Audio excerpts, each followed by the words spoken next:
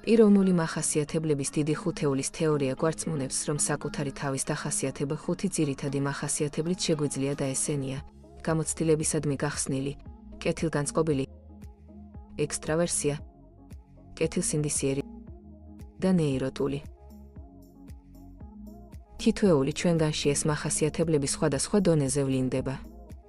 იმისათვის, რომ გავიგოთ, რას მოიცავს თითოეული მათგანი, მოდით წარმოვიდგინოთ ეს 5 პერსონაჟი და დავაკვირდეთ, თუ როგორ პასუხობენ ისინი შემდეგ სიტუაციას. მათი გემი ჩაიძირა და ისინი აღმოჩნდნენ კუნძულზე ოკეანის შუაგულში. გახსნილი ოდელია აღტაცებულია და სურს აღმოაჩინოს კუნძულის მშვენიერება. ეგზოტიკური ბუნება მისთვის შთამაგონებელია. იგი აგროვებს ქვებს, ნიჟარებსა და ყვავილებს, რომ მორთოს იმ ბამბუკის ქოხის შესასვლელი, რომელიც მან ყველასათვის ააშენა. მისთვის მთელი ეს ყველაფერი ახალი ცოდნის მიღების შესაძლებლობაა. კლერი კეთილსინდისიერია. ის არ არის აღტაცებული და აცნობიერებს სიტუაციის სერიოზულობას. მოხარულია, რომ გემიდან პირველადი დახმარების ყუთის გადარჩენა მოახერხა. როგორც ყოველთვის ის მზადყოფნაშია და მნიშვნელოვან დავალებებზე ზრუნვას მაშინვე იწყებს. გრძნობს, რომ მისი ვალია დაეხმაროს ყველას ორგანიზებაში და დაწმუნდეს, რომ მოძებნიან ისეთ რამეებს, რაც მათ გადარჩენისთვის სჭირდებათ.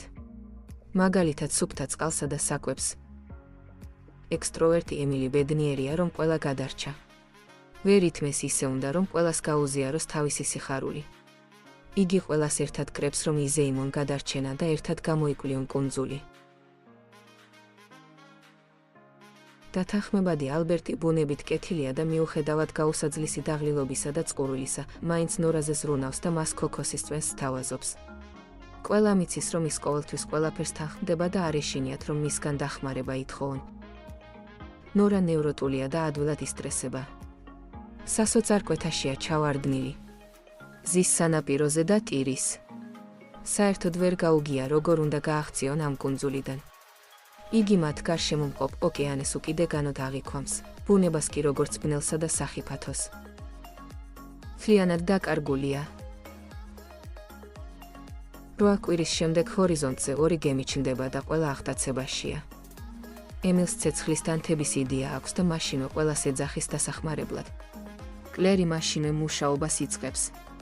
ალბერტი მეც შეშას აგროვებს და ოდელიას ხელში თავისი მშვენივრად აწყობილი სოსნიშანი უჭირავს და ნორა სასოწარკვეთილი ყვილის და ითხოვს დახმარებას.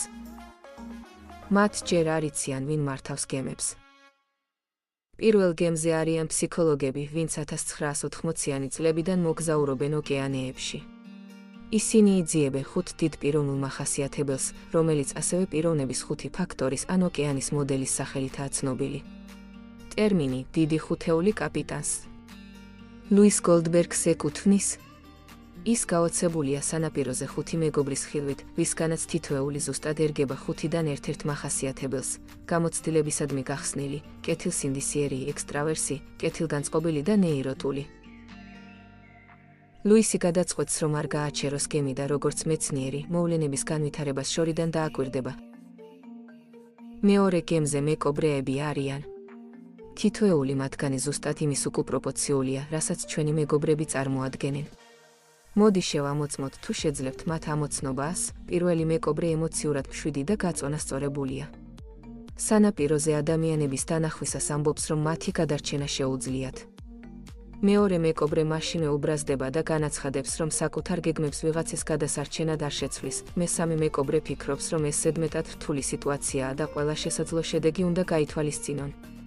მას სჭირდება განმარტოვდეს და დაფიქრდეს. მეოთხე მეკობრეს საერთოდ არ ადარდებს, რაც მათ გარშემო ხდება.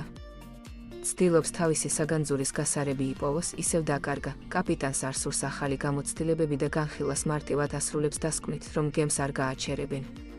რას ფიქრობთ დიდ ხუთეულზე? თქვენი თავი ხომ არ ამოიცანით რომელიმე მათგანში?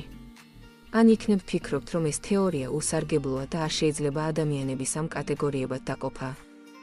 თუ ამ ვიდეოს კლასში უყურებთ და ვერ გადაგიწყვეტიათ ამ 5-დან რომელი ხართ, აირჩიეთ მეგობარი და ერთმანეთი აღწერეთ. ბევრ ჩვენგანს არ შეუძლია საკუთარი თავის დახასიათება. დაგვიტოვეთ თქვენი მსჯელობა კომენტარებში. თუ თვლით, რომ ეს ვიდეო სასარგებლოა, გაუზიარეთ ახლობლებს. ვიდეო თარგმნა ლიზი მეჟდოიანმა და განხმოვანებულია Microsoft-ის ამეტყველებლის მიერ.